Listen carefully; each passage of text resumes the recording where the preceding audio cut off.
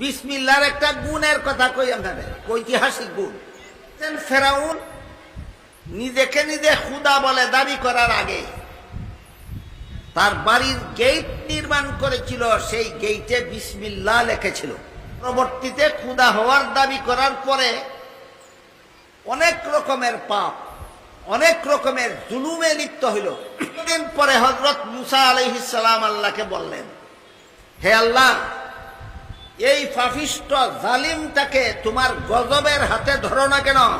সিরে কবিরে লেখা আছে, আল্লাহ মুসা নবীকে বলে দিলেন, হে যদিও নিজেকে নিজে খুদা বলে দাবি করে, এই দাবি করার আগে গেইটের মধ্যে যে খুদাই কইরা আল্লাহর নামে কথাটা লিখে রাখছিল, কথাটা এখনো লেখা আছে। এখনো বিসমিল্লাহ লেখাটা থাকার কারণে আমি ছাড় দিছি।